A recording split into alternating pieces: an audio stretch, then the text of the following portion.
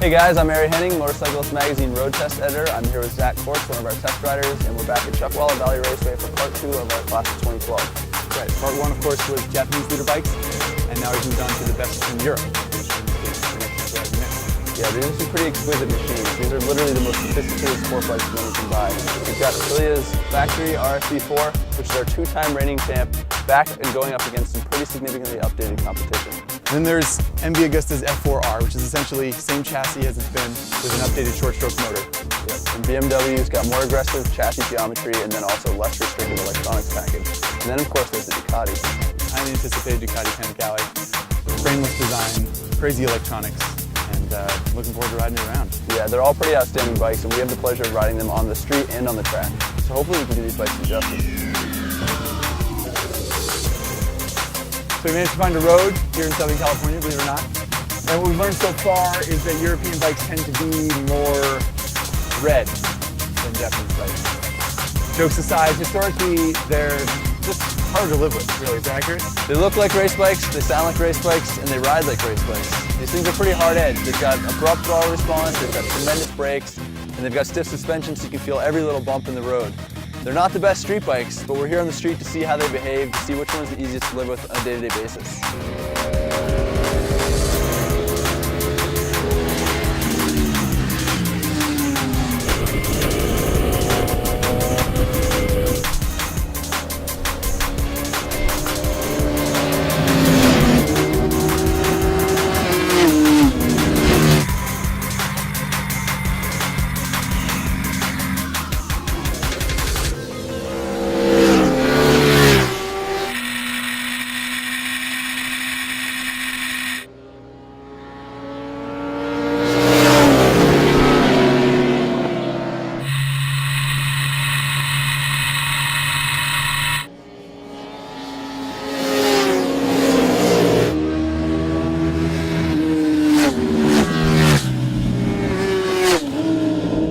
So the RSV4, we're big fans of it because it's compact. Once you get it up in the RPMs anyway, it's got a lot of power, but it's geared pretty tall, doesn't have a lot of bottom end power. It's geared crazy tall, which we all agree on, right? Absolutely. Yeah. The faster you go, the better it feels. There's a reason it won 2 years in a row. Right, that's right. Turning champion now. Yeah. Matt, you're a fan of Ducati, yeah? I love the Duck. Yeah. The styling is all futuristic and sexy looking. I love what they did. A little bit of the mid-range is gone in the motor. Yeah, don't you think it's incredible that they made a 1200cc V-twin that doesn't make torque? Isn't that? You gotta rev it up a little to get there. Yeah. You know, above 8,000 RPM, it starts to come alive and get exciting. Enjoyable day on the street. We learned a lot, and I dare say some of us are falling in love a little bit. We burned a lot of gas today.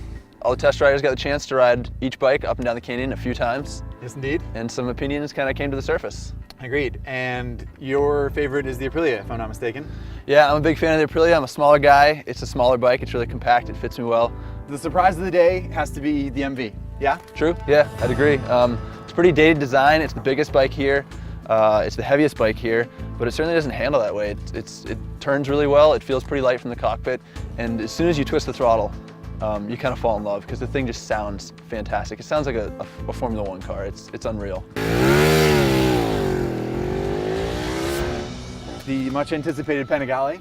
Yeah, all new bike from the ground up. Ducatis are kind of known for being uncompromising and uncomfortable. And this one, as expected, has a hard seat, a lot of engine heat, clip-ons put a lot of pressure on your wrists. All things we kind of expected to have from it. What is new is the size. It's a lot more compact than it has been before, which makes it pretty easy to ride. All that being said, if we had to pick a street bike of these four and never take it to a racetrack, we'd all have the BMW. I mean, heated grips, great electronics, screamer of a motor, comfortable, good on the highway. It really is a great all-around sport bike if you're never going to go to a racetrack. Yeah, all very important points when you're going to be riding a motorcycle on the street, on the freeway, around town. That being said, time to go to the racetrack. Yeah, everything could change tomorrow when we get these things with some sticky tires on them and head to the track. So we're going to go to Chuckwalla and ride them fast and see what happens there.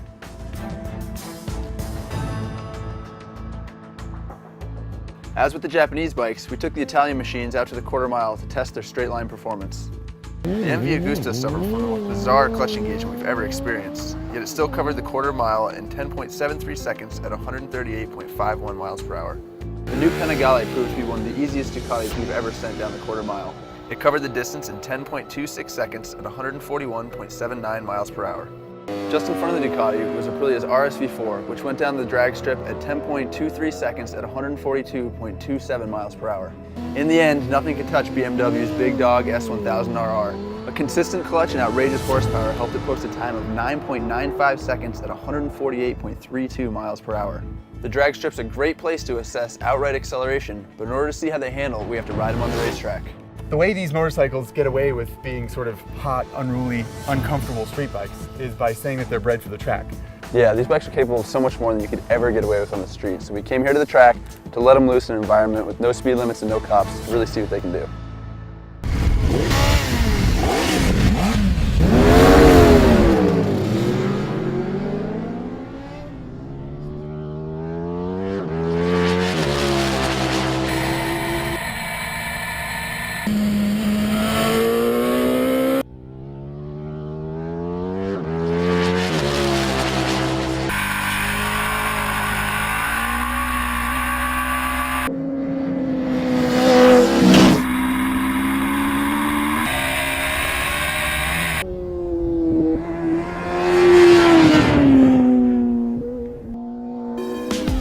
We're halfway through our time at the track here, and we haven't really made a decision about what bike is going to win, but we have learned some things so far. We're still impressed with the MV Agusta.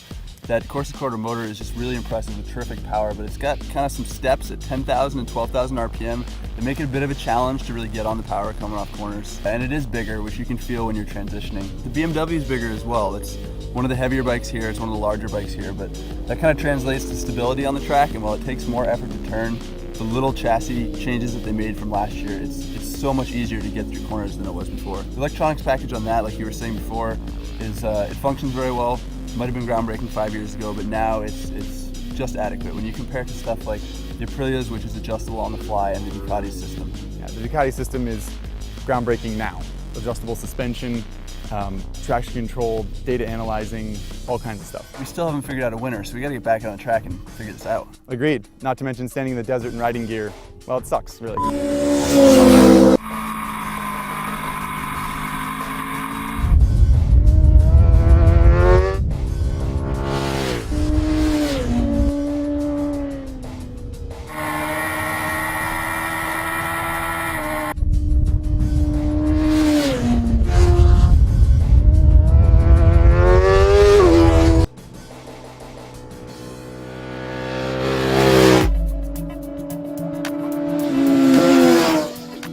This concludes part 2 of our Class of 2012 competition. That's right, sad but true. We rode these bikes on the street, we launched them down the drag strip, and if it looks like we fell down a flight of stairs, it's because these bikes whipped us stupid on the racetrack. They're pretty exhausting to ride at speed, but all the testing we did, including the track time, helped us pick a winner.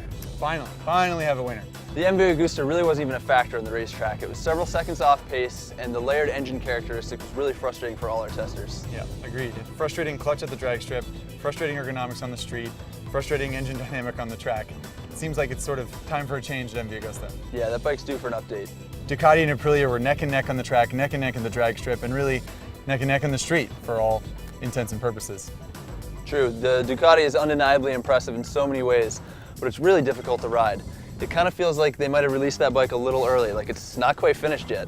Everyone knows we love the Aprilia because it's won 2 years in a row now, but Ducati takes second place just on wow factor, really. I mean, the color dash is just the tip of the iceberg with the Ducati. And that leaves the first place spot, which is going to be filled by BMW's S1000RR. It was comfortable on the street, incredibly fast on the drag strip, and unbelievably potent on the racetrack. That's right. And don't forget, it's thousands and thousands of dollars cheaper than the next closest bike. With all the different engine designs in Europe, ironically, BMW's S1000 Inline 4 was the best Europe had to offer, which is in line with what came out of Japan. Yeah, the ZX-10 won our Japanese shootout, and putting it up against the BMW, it still came out ahead. It was faster on the track, it's cheaper, it is easier to ride faster, and it's still got impressive electronics, although not as much as the BMW. Yeah, agreed. The electronics are good on both bikes.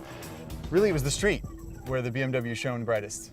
Yeah, it was comfortable, and we can't forget the fact that it's got heated grips. Loves me some heated grips. That concludes our test for this year. Come back next year to join us for Class of 2013.